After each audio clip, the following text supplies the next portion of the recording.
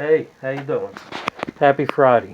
Alright, this boiler's kind of old, but they're under contract with us. So today we're going to clean it out, tune it up, summer tune up, and renew this customer's service contract. Here goes the doctor.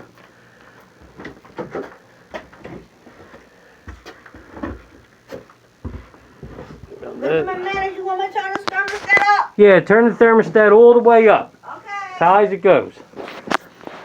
Alright, before you clean any heater, always turn up the thermostat, make sure everything runs. She's going to turn it up right now. We'll wait a second, make sure everything fires up. This boiler's kind of beat up, but it runs, it does the job. You got to remember, a lot of customers can't afford new equipment. So we do what we do to keep it going. Alright. Alright, it just fired up. Alright, let us get all set up. And we'll start our thing. Alright, boiler's off. What we're going to do, first thing first, we're going to shut the tank valve. So that we can work on the heater. Alright. Always take a look, see how much oil they have in the tank also. This is reading quarter tank. This is a very old gauge. Actually, this is a gauge and vent alarm combo. I don't even know what year this would be from, but they're roughly about a quarter tank. Right here, just moves up and down.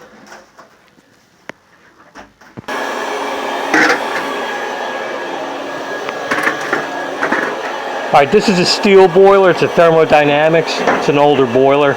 Most of these are cleaned at the top. Take the top off. You got a 9/16. You'll need a 9/16 open-end wrench or ratchet to take these off. And there's fire tubes on the inside that will clean out with a brush. Got that? Best way to do this, use your Harbor Freight ratchet wrench. Love it, love it. Alright, so what we'll do, we'll just open all these up, just go across, and we'll take all this off. Alright, these wrenches work great in tight spots, so we'll do one right here, best I can. Take the ratchet side of the wrench, put it right on there.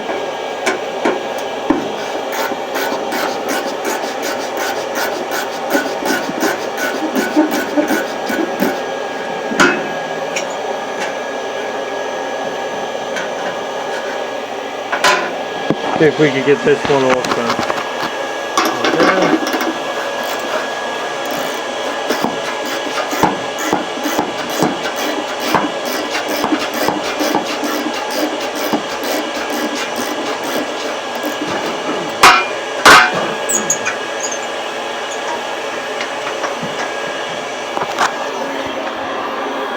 Alright, everything came off good.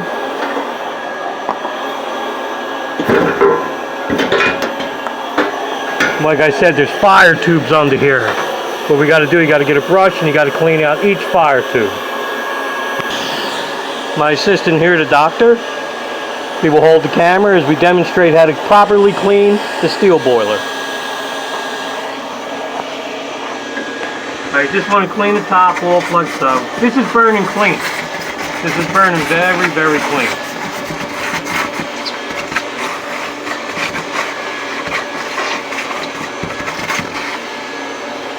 Take a long skinny brush. It's got to be soft fiber to go all the way down. Now you want to go all the way down into the chamber. You want to make sure that all these fire tubes are open and none of them are blocked. Now, these boilers usually have baffles in them. These baffles, unfortunately, have been taken out many, many years ago.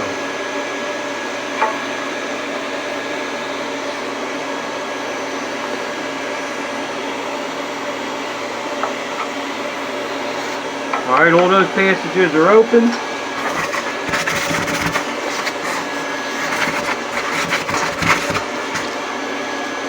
Looks good to me. Next, what we'll do we're going to take a wire brush and scour the top. Alright, the doctor has his Harbor Freight wire brush. Alright, what he's going to do, he's going to scour the whole top of the boiler vessel, make it look nice.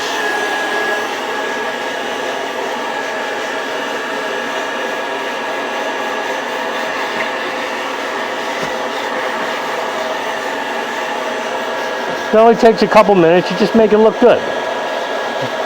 I mean, that top of the boiler looks very, very good. You could probably eat dinner off it, that's how clean it is.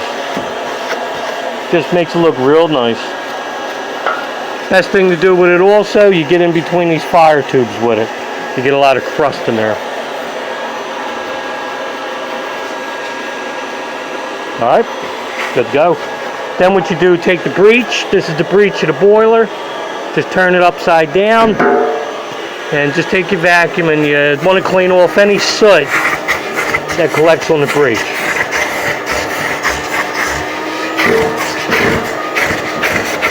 Like I said, this boiler is burning very, very good.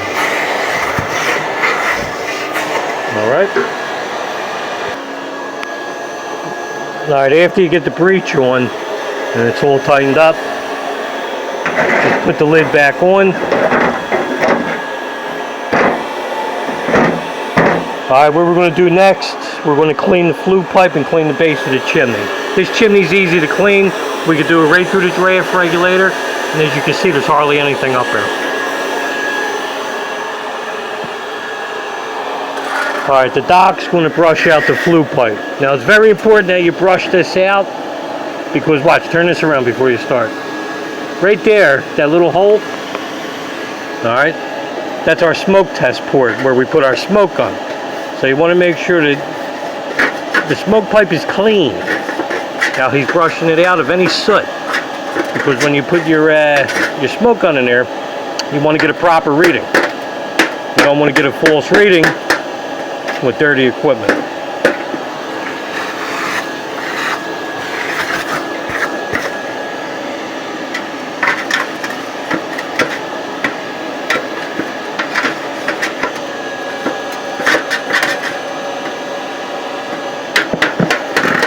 Alright, next we will do the base of the chimney.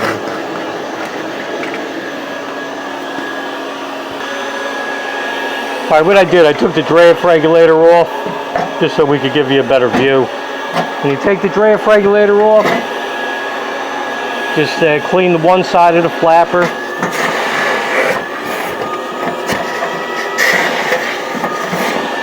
Alright. Take a good light. You see up there? That chimney's clean. There's hardly any dirt, but you still got to open it up every year to take a look. Then after you get that open, just brush out the sides with your brush.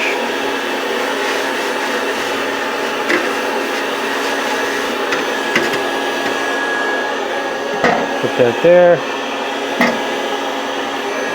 And what to do, take your hose, start cleaning up there.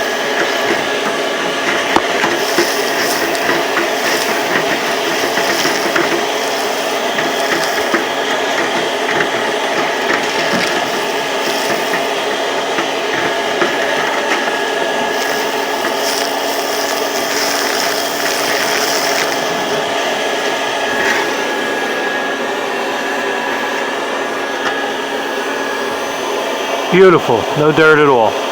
Alright, we'll put everything back together. Alright, these joints were taped, so we're going to retape them.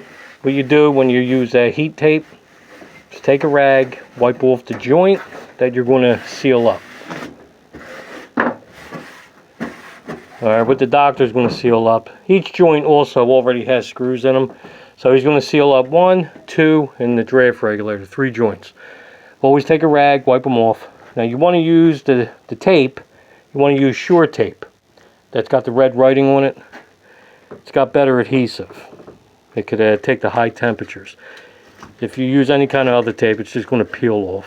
Turns color, falls off. And he's going around the joint. You want to go up evenly, just like he's doing. And see how he cut it off? Then what you want to do is maybe take the back of the brown, and he's going to crumble it up, and then you want to rub it in so that you get a good stick. All right, and he's going to do that with every joint. And when you're rubbing this in with a smoke pipe, you got to be gentle. Make sure there's no sharp edges, because this will cut you and make you cry. Remember that time I got cut? We had to go to the hospital? I had stitches all the way up my arm. All the way up my hand, actually. You did look kind of nervous that day. There's a lot of blood. We still finished the job, though. We had to wrap it up with black tape, electrical tape, and then go to the hospital. You put them around here? Yeah, around there, too. All right, he's going to seal all that up, and then we'll do the burner next. All right, he's all finished up there. All right, this particular job does not have an external filter. That is real life. Not every job has an external filter. So it's very important that you change the pump screen. All right, before we do the pump screen, you have to disconnect the oil line. I see some mechanics out there, what they do, they take off all the bolts on the hub, and then they stretch the oil line out and come over. In my world, that's incorrect, because you're just going to put a lot of tension on this flare nut or compression nut, whatever it is, and then it's going to leak. All right, in this case we have a compression nut. So what you want to do, you want to disconnect the oil line before you take the pump apart. That's why you see me shut the oil tank off in the beginning. It only takes a couple minutes. We used to work with this stutter and prick. All right, I ain't going to mention no names, but he just simply refused to take the pump off. And what would happen is, when that stutter and prick left the houses, I always got a call for an oil leak. And you remember who that stutter and prick was quite well. All right, disconnect the oil line. All right, next we're going to take the pump apart. All right, when you're taking fuel pumps apart, standard pumps, you're either going to use an Allen key, or if it's an older pump, you're going to use a 5/16 nut driver. All right, in this case, it's going to be an Allen key. I already took 3 of them out. Now, this customer has a pretty dirty tank. Let's see what the screen looks like. Actually, their vent line's kind of screwed up, so now every now and then I get water in the tank. All right, look, that ain't bad. That is not bad at all. And they got a dirty tank. All right, see, this is the end result when you put additive in and you do not run out of oil. That's nice. All right, throw it away. Always peel off the old gasket. Make sure the gasket comes off in one piece. When a gasket comes off in one piece like this is a sign that the pump is being properly serviced once a year. If the gasket don't come off and some of it's still stuck there, just go in your bag, whatever you want to use, grab a utility knife, all right, and you'll be able to scrape off the old gasket. You have to scrape off the old gasket, otherwise when you put your new strainer in and everything, parts of the old gasket on there will cause this to leak. So make sure that you always get the old gasket off. All right, gasket. Real simple way.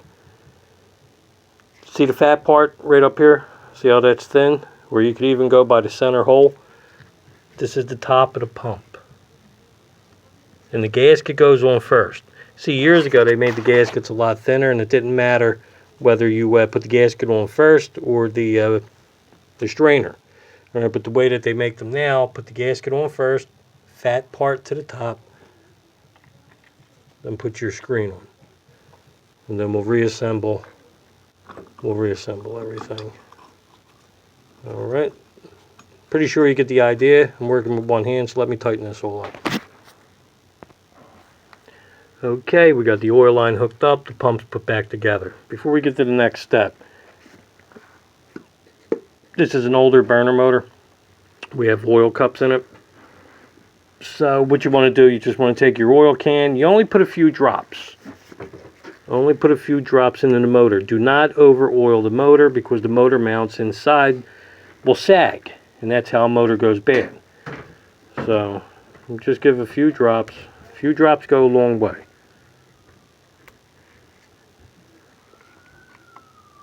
That's all you need. Want to shine the burner motor up a little bit, make it look good. You could even squirt a little bit of oil on the motor itself. Just take your rag and just polish it up. It'll look good. You knew that, right? Yeah. Now, again, for all the experts watching our video, because there's a lot of critics out there, but those critics, we never see any of their work really, or talk to their employers. But I bet if we did, we would hear some good stories about incompetence. It's the word of the day. All right, this boiler's pretty beat up. The front, it burned up years ago. When we first got this job, we had to do a lot of work. But anyway, this is all sealed off. Nothing's perfect. Do not ask me who painted the jacket. Silver, it's been like that. How long have we been coming here? A lot of years. I have no clue who did it. Up here, the base was a little, screwed up. It's getting weak, so we had to shim everything up with a brick. Again, you can't walk out of jobs and tell everybody that they need new equipment. All right, that's just a fantasy that a lot of guys out there believe what they do, and they're the same guys that sit home. I think the customer painted it. What, you think they painted it? All right, well, if they painted it, look, it's their heater. They can paint it, All right, but we had to shim it up, and this runs good. Yes. You need some water? Nah, I'm good. Okay. All right, thanks a lot. You need water? Thank you. You want any water? Oh, no, I'm fine. Okay, me too. See, our customers care about our well-being. All right, so anyway, we're going to get to the nozzle next. We'll open it up. But like I said, we just had to shim this up, with a brick, and it runs fine. All right, next we are going to take the gun assembly out. Like I said, we go over this boiler every year, so it should be in good shape. Take out the gun assembly on most of them. On, back at AFG, you'll need a 5/16 nut driver, 7/16 wrench,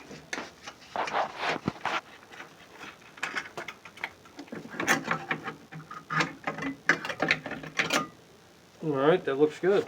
We got that. What are you trying to do? Get on. We're okay. All right, we got that out. That looks good. Everything's still white. We're going to change the nozzle anyway because this job don't have a filter. Let's take a look at the end cone. That looks good. And you got soot stick.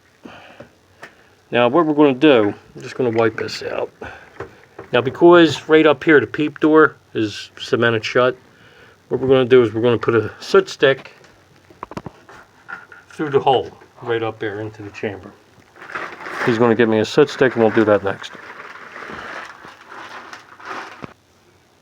All right, what the soot stick's going to do is it's going to give the boiler shell, where you've seen the doctor hitting it with a wire brush, it's going to give it a nice polish when we're done. But unfortunately, the peep door is all cemented up, so we're going to slip it through, and we're going to put it right through the burner hole, right up in there. See how it's in the burner hole? And then what you'll do, see how it's up there? Then what you do, you just push it in. All right. Alright, see it laying in the bottom? And then what we'll do, when we fire everything up, we'll let this run for a good 15 minutes so it all gets burned up and blows out there before we give it a smoke test. Alright, next we're going to change the nozzle. Change the nozzle. You need a 3/4 wrench, 5/8. Let's take the nozzle out. Now actually, that nozzle's pretty dirty. See that? See how it's black? This is what the new nozzle looks like. See the difference? Hope you've seen it. Hope you've seen it on the angle. Alright. Put your new nozzle in. Now how you know when the nozzle adapter is good? See how I'm able to keep screwing this all the way up to the hilt? That's how you know when you got a good nozzle adapter. If you have to force the nozzle in, that means the threads could be crossed. Now when you tighten up a nozzle, you just snug it. Do not over tighten it. Do not over tighten this. This is only brass. If you tighten it like an animal, a bull, you will stretch it and it will leak. Alright, we'll clean all this up and then we'll put the gun assembly back in. And that's the proper way to change the nozzle. And That was kind of dirty. It was a 7580.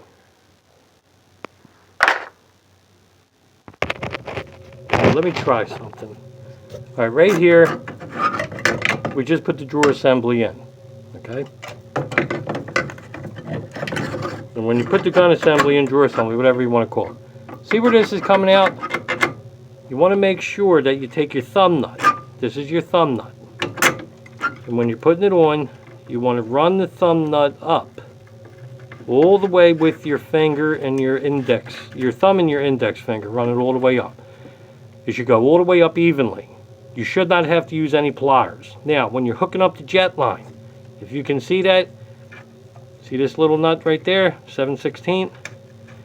You want to push, let me work with this. Push the copper going this way as you tighten up the nut. And the nut should be tightened all the way into the thumb nut with no problems. Okay, you should be able to tighten it up with no problems. Then, take your 7/16 wrench and just snug it. Just snug it like so. You should be able to put all this together with your fingers. If you have to use a wrench to tighten it up, you will cross threads. Make sure you do that right. And if you cross the thread, you're going to have a leak. All right, when you're flipping the transformer back, make sure that the wires are tucked down into the housing if there's any wires. These are your springs, 10,000 volts. As you're putting it in, make sure that the springs are touching the bus bars. If they are not touching them, what will happen? No connection. That's right, no connection. You won't. Fire. That's right, it will not light. Take your fingers. See how my fingers right there? Hit it, you're good to go. All right, then make sure you always tighten up the clips. All right, the doctor just opened up the tank valve. Take your Sid Harvey pan, put it underneath. See how we're already starting to drip out? That's because the oil's running to us by gravity. But we still got to prime it. You have to prime the pump every time that you open it up. We're gonna put that on. The relay's going through a scavenger period. And then we got to get all the air out of the line. Whenever you change your fuel pump or the oil filter, you have to get the air out of the line and prime it. All right. All right, we fired up. We're going to let this run for a good 15 minutes before we give it a smoke test. All right, the doc's going to give it a smoke test. We've let this run for about 20 minutes now. All right, what he's going to do, we put the probe in. That's why I told you it's important to clean that smoke pipe so you don't get a false reading on this white porous paper. He's going to take 10 pumps. Now, while he's doing that, everywhere that we did the work, everywhere that you take apart, you want to make sure that you don't have no oil leaks. If you got to take a white rag, a white napkin, just look at everything you took apart, make sure nothing's leaking. All right, you see, he's got a zero smoke. That's clean. This boiler might look like hell, but it operates and heats the house perfectly. And they're going to renew their contract today. All right, dilly dilly, look good to you. Yep. All right, another satisfied customer.